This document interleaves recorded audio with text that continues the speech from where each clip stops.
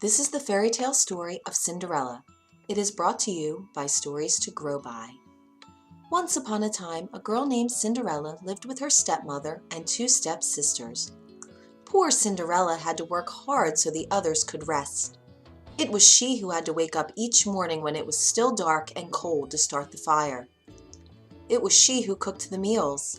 It was she who kept the fire going. The poor girl could not stay clean from all the ashes and cinders by the fire. "What a mess!"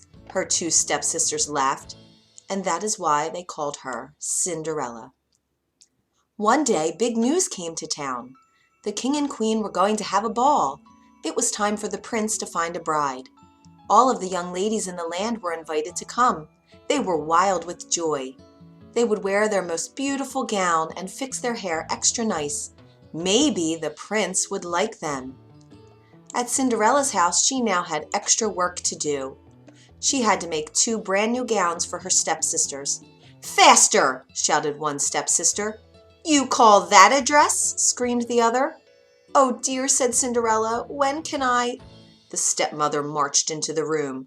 "When can you what?" "Well," said the girl, "when will I have time to make my own dress for the ball?" "You!" yelled the stepmother. "Who said you were going to the ball?" "What a laugh!" said one stepsister. "Such a mess!" They pointed at Cinderella. All of them laughed. Cinderella said to herself, "Maybe they see a mess when they look at me, but if I could, I would go to the ball." Soon the time came for the stepmother and stepsisters to leave for the big party. Their fine carriage came to the door. The stepmother and stepsisters hopped inside, and they were off. "Goodbye," called Cinderella. "Have a good time." But her stepmother and stepsisters did not turn to see her. "Oh, me," said Cinderella sadly. The carriage rode down the street. She said aloud, "I wish I could go to the ball too." Then, poof! All of a sudden, in front of her was a fairy. "You called?" said the fairy. "Did I?" said Cinderella. "Who are you?" "Why, your fairy godmother, of course, and I have come to grant your wish." "But," said Cinderella, "my wish is impossible." "Excuse me," said the fairy godmother in a huff. "Did I not just show up out of thin air?" "Yes, you did," said Cinderella. "Then let me be the one to say what is possible or not." "Well, then I will tell you," said Cinderella. "My stepsisters and stepmother just left for the ball. I wish I could go too." She looked down at her dirty clothes. "But look at me." "You do look a bit of a mess, child," said the fairy godmother. "Even if I had something nice to wear, I would have no way to get there," she said. "Dear me, all of that is possible," said the fairy godmother. And with that, she tapped her wand on Cinderella's head. At once, Cinderella was all clean. She was dressed in a beautiful blue gown. Her hair was set up high on her head inside a golden band. "This is wonderful," said Cinderella. "Who said I was done?" said the fairy godmother. She tapped her wand again. At once, a beautiful carriage came to be, with a driver and 4 white horses. "Am I dreaming?" said Cinderella, looking around her. "It is as real can be," said the fairy godmother. "But there is one thing you must know." "What is that?" asked Cinderella. "All of this will last only to midnight. At the stroke of midnight tonight, it will all be over. Everything will back to how it was before." "Then I must be sure to leave the ball before midnight," said Cinderella. "Good idea," said the fairy godmother. She stepped back. "My work is done." And with that, the fairy godmother was gone. The driver called out to Cinderella, "Are you coming?" She stepped into the carriage, and they were off. Over at the ball, the prince did not know what to think. "Why do you have that sad look on your face?" the queen said to her son. "Look around you. You could not ask for finer maidens than these." "I know, mother," said the prince. Yet he knew something was wrong. He had met many of the young women. Yet after he had said hello, one by one, he could find nothing more to say. Someone pointed to the front door. "Look! Who is that?" All heads turned.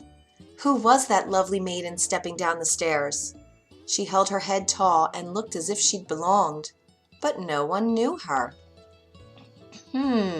There is something about her, said the prince to himself. I will ask her to dance, and he walked over to Cinderella. Have we met? Said the prince. I am pleased to meet you now, said Cinderella with a bow. I feel as if I know you, said the prince, but of course that is impossible. Many things are possible, said Cinderella, if you wish it to be true. The prince felt a leap in his heart.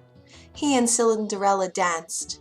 When the song was over, they danced again, and then they danced again and yet again. Soon the other maidens at the ball grew jealous. Why is he dancing all the time with her? They said. How rude! But all the prince could see was Cinderella. They laughed and talked and danced some more.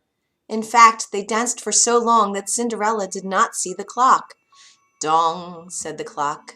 Cinderella looked up. Dong went the clock again. She looked up. Oh my, she cried out. It's almost midnight. Dong, rung the clock. Why does that matter? Said the prince. Dong, called the clock. I must go, said Cinderella. Dong went the clock again. But we just met, said the prince. Why leave so soon? Dong, rung the clock. I must go now, said Cinderella, and she ran to the steps. Dong, said the clock again. I cannot hear you, said the prince. The clock is too loud. Dong, rung the clock. Goodbye, said Cinderella. Up the stairs she ran. Dong, went the clock. Please, stop for a moment, said the prince. Oh dear, she said as one glass slipper fell off her foot on the stair. But Cinderella kept running. Dong, said the clock. Please, wait a moment, said the prince. Dong, rung the clock. Goodbye! Cinderella turned one last time, and then she rushed out the door. Dong! The clock was quiet. It was midnight. Wait! Called the prince. He picked up her glass slipper and rushed out the door.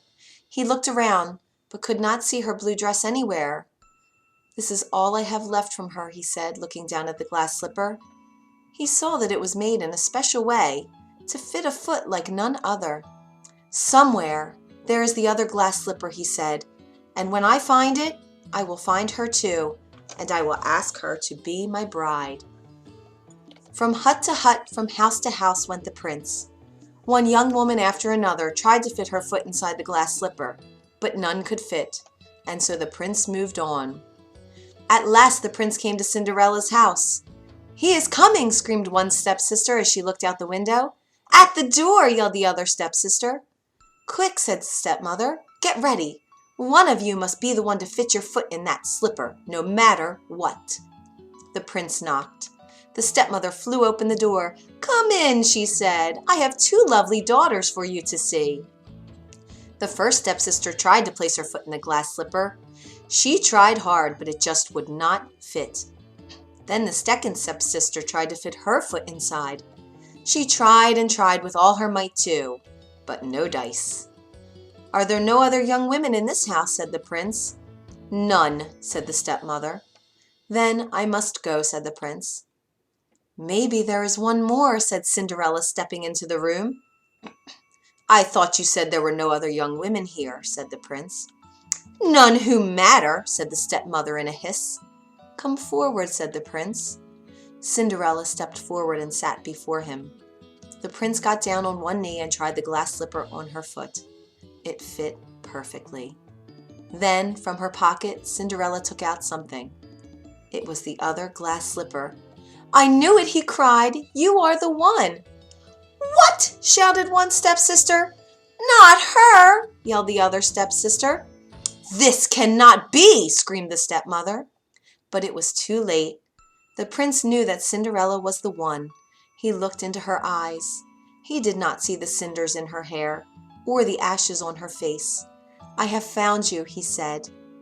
And I have found you, said Cinderella. And so Cinderella and the prince were married, and they lived happily ever after. The end.